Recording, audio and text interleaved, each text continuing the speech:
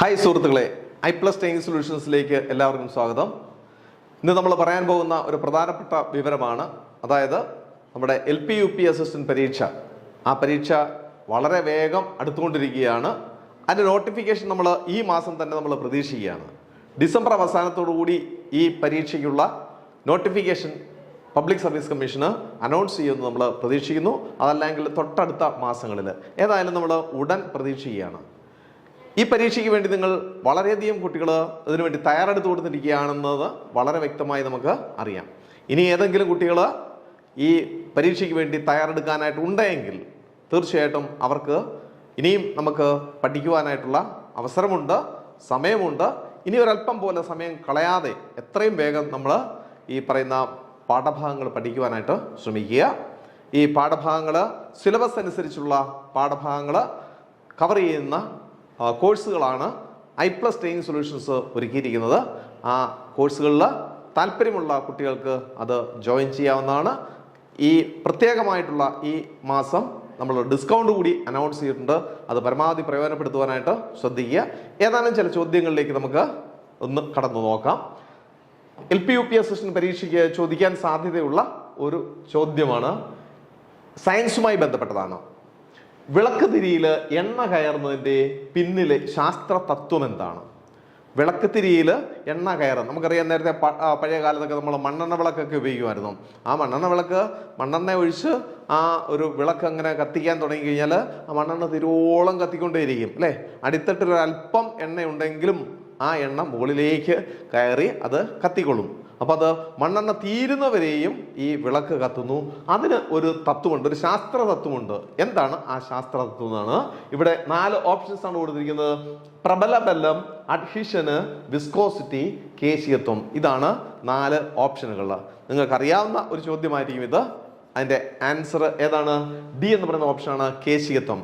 എന്താണ് ആ കേശിയത്വം എന്ന് പറയുന്നത്? വളരെ അതിസൂക്ഷ്മമായ വിടവിലൂടെ ജലാംശമൊക്കെ മുകളിലേക്ക് കയറുന്ന ഒരു പ്രതിഭാസമാണ്. നമുക്കറിയാം, നമ്മുടെ ഭൂമിയിൽ സസ്യങ്ങൾക്ക് ആവശ്യമായിട്ടുള്ള ജലം ലഭിക്കുന്നത് മണ്ണിൽ നിന്നാണ്. മണ്ണിൻ്റെ അടിത്തട്ടിൽ വെള്ളമുണ്ട്. ആ വെള്ളം അതിസൂക്ഷ്മമായ വിടവുകളിലേക്ക് മുകളിലേക്ക് കയറുന്നു. അതിനെയാണ് നമ്മൾ കാപ്പിലറി റൈസ് അഥവാ കേശിയത്വം എന്ന പേരിലാണ് അറിയപ്പെടുക. അങ്ങനെ മുകളിലോട്ട് വരുമ്പോഴാണ് ഈർപ്പം, മണ്ണിന് ഈർപ്പം കിട്ടുന്നത്. ആ ഈർപ്പം ആണ് സസ്യങ്ങൾ വലിച്ചെടുക്കുന്നത്. അതേ തത്വം തന്നെയാണ് വിളക്കുതിരിയിൽ. വിളക്കിൻ്റെ അടിത്തട്ടിൽ വെള്ളം കിടക്കുന്നു, മണ്ണെണ്ണ കിടക്കുന്നു. ആ മണ്ണെണ്ണ അതിസൂക്ഷ്മമായ വിടവുകളിലൂടെ എന്താണ്, ഒരു തിരി നമ്മൾ ഇട്ടിരിക്കും അല്ലെ, വിളക്ക് തിരി. ആ തിരിയിൽ അതിസൂക്ഷ്മമായ വിടവുകളുണ്ട്. അതുകൊണ്ടാണ് ആ തിരി ചിലപ്പോൾ നമ്മൾ തുണിയൊക്കെ ആയിരിക്കും ഉപയോഗിക്കുന്നത്. ആ തുണിയൊക്കെ നമ്മൾ ചുരുട്ടി തിരിയാക്കി മാറ്റും അല്ലെ. അങ്ങനെ തിരിയാക്കി വെക്കുമ്പോൾ ആ തിരിയുടെ ഇടയിലൂടെയുള്ള അതിസൂക്ഷ്മമായ വിടവ് പോലെയാണ് അവിടെ പ്രവർത്തിക്കുക. അങ്ങനെയാണെങ്കിൽ ആ വിടവിലൂടെ മുകളിലേക്ക് മണ്ണെണ്ണ കയറുകയും മണ്ണെണ്ണ ഇങ്ങനെ അവിടെ കത്തിച്ചു കഴിയുമ്പോൾ, നമ്മൾ വിളക്ക് കൊളുത്തി കഴിയുമ്പോൾ, തീ കൊളുത്തി കഴിയുമ്പോൾ അത് തീ ഇങ്ങനെ ഫ്ലെയിം ഇങ്ങനെ ഉണ്ടായിക്കൊണ്ടേയിരിക്കുക, കത്തിക്കൊണ്ടേയിരിക്കുകയാണ്. അതിനനുസരിച്ച് അല്പാൽപമായിട്ട് മുകളിലേക്ക് മണ്ണെണ്ണ കയറുന്നു. എപ്പോൾ വരെ ഇത് കത്തിക്കൊണ്ടിരിക്കും? മണ്ണെണ്ണ പൂർണ്ണമായിട്ട് തീരുന്നവരെയും ഇത് കത്തിക്കൊണ്ടിരിക്കും. ഇത് കേശികത്വം എന്ന് പറയുന്ന ആ ഒരു പ്രിൻസിപ്പിളിനെ അടിസ്ഥാനമാക്കിയാണ് ഈ വിളക്ക് തിരിയിലെ ആ മണ്ണെണ്ണ മുകളിലേക്ക് കയറുന്നത്. ക്ലിയർ ആയെന്ന് വിചാരിക്കുന്നു. നമുക്ക് അടുത്ത ഒരു ചോദ്യത്തിലേക്ക് പോകാം. കോശത്തിലെ ഊർജത്തിന്റെ ഉൽപാദന, സംഭരണ, വിതരണ കേന്ദ്രം.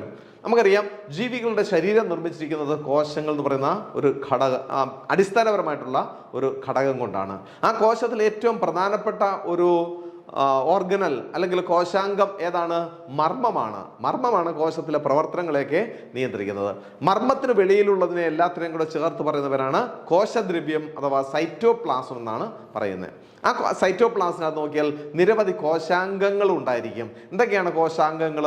അത് സസ്യകോശങ്ങളിലാണെങ്കിൽ അവിടെ പ്രധാനമായിട്ട് ക്ലോറോഫിൽ എന്നറിയപ്പെടുന്ന, ക്ലോറോപ്ലാസ്റ്റ് എന്നറിയപ്പെടുന്ന ഒരു ജൈവകണം ഉണ്ടായിരിക്കും. അപ്പോൾ ക്ലോറോപ്ലാസ്റ്റ് ഉണ്ട്, മൈറ്റോകോൺട്രിയ ഉണ്ട്, റൈബോസോമുകളുണ്ട്, ലൈസോസോമുകളുണ്ട്, എൻഡോപ്ലാസ്മിക് റെട്ടിക്കുലം എന്നറിയപ്പെടുന്ന ആ സാധനമുണ്ട്. അങ്ങനെ നിരവധിയായിട്ടുള്ള ഓർഗനൽസ്, കോശാംഗങ്ങളുണ്ട്.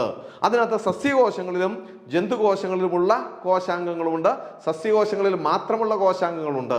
സസ്യകോശങ്ങളിൽ മാത്രമുള്ള ഒരു കോശാംഗമാണ് നമ്മളിപ്പോൾ പറഞ്ഞ ക്ലോറോപ്ലാസ്റ്റ് എന്നറിയപ്പെടുന്ന ഹരിതകണം എന്നറിയപ്പെടുന്നത് സസ്യകോശങ്ങളിൽ മാത്രമേ ഉള്ളൂ. അത് ജന്തുകോശത്തിലില്ല.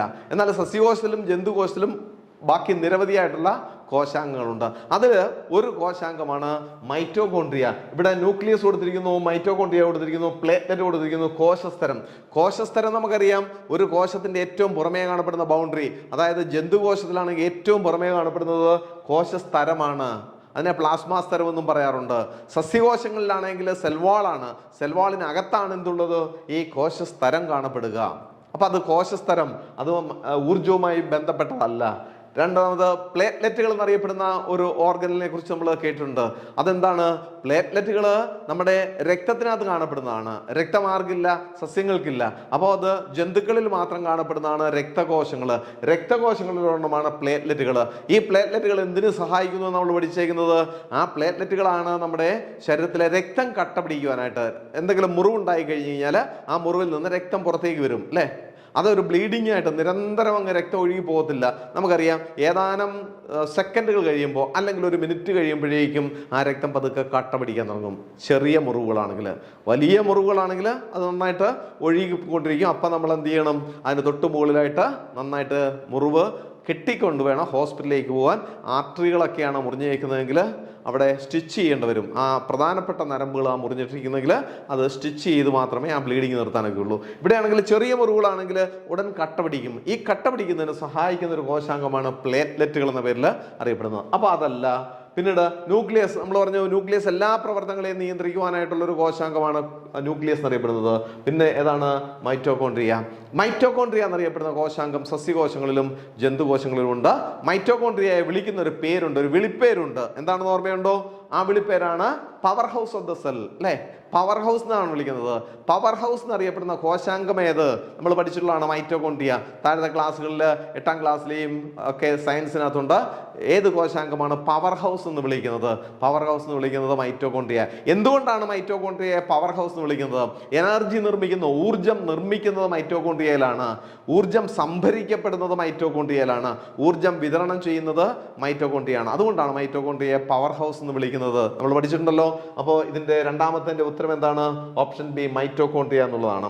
അടുത്തൊരു ചോദ്യം, ലിക്വിഫൈഡ് പെട്രോളിയം ഗ്യാസ്, അതായത് LPG എന്നറിയപ്പെടുന്നത്, നമ്മുടെ വീടുകളിലൊക്കെ പാചകത്തിന് വേണ്ടി ഉപയോഗിക്കുന്ന ആ പാചകവാതകത്തിനെയാണ് ഇത് വിളിക്കുക liquefied petroleum gas. Petroleum gas ആണ്, പക്ഷെ അത് ലിക്വിഫൈ ചെയ്തിരിക്കുന്നത്, ഉയർന്ന മർദ്ദത്തിൽ അതിനെ ദ്രാവക രൂപത്തിലാക്കിയിരിക്കുകയാണ്. അത് പിന്നീട് വീണ്ടും അത് വാതക രൂപത്തിലേക്ക് മാറും. ഇതാണ് LPG അഥവാ ലിക്വിഫൈഡ് പെട്രോളിയം ഗ്യാസ്. അതിന്റെ പ്രധാനപ്പെട്ട ഘടകം ഏതാണ്? മുഖ്യ ഘടകം ഏതാണ്?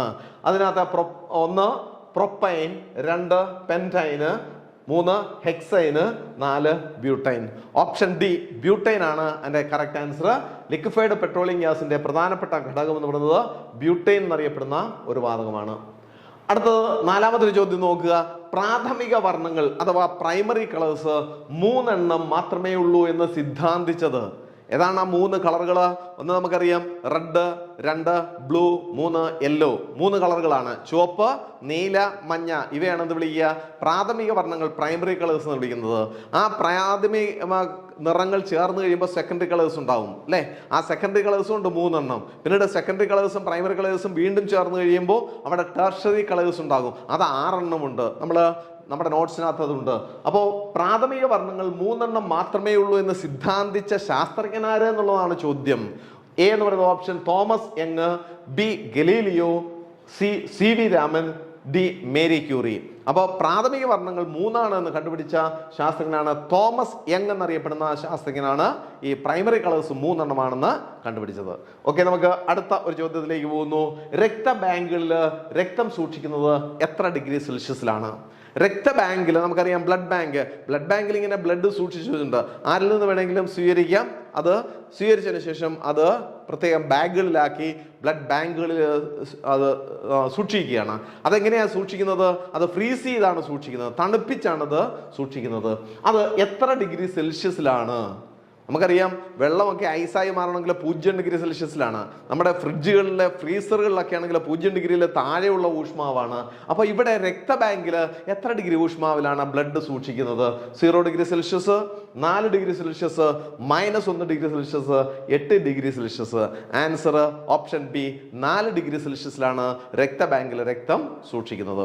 അപ്പോൾ ഇത് 4-5 ചോദ്യങ്ങളാണ് നമ്മൾ ഇവിടെ കൊടുത്തിരിക്കുന്നത്. ഇതേപോലെ ഒട്ടനവധി ചോദ്യങ്ങളുള്ള ചോദ്യ ബാങ്കുകളും അതേപോലെ തന്നെ നമ്മുടെ സിലബസിനെ അടിസ്ഥാനമാക്കിയുള്ള വിശദമായ നോട്ടുകളും അതേപോലെ തന്നെ ടെസ്റ്റുകളും ഒക്കെ ചേർത്തുള്ള ഒരു പാക്കേജാണ് ഐപ്ലസ് ട്രെയിനിങ് സൊല്യൂഷൻസ് ഒരുക്കിയിരിക്കുന്നത്.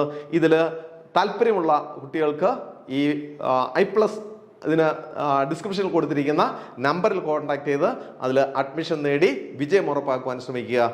നന്ദി, നമസ്കാരം.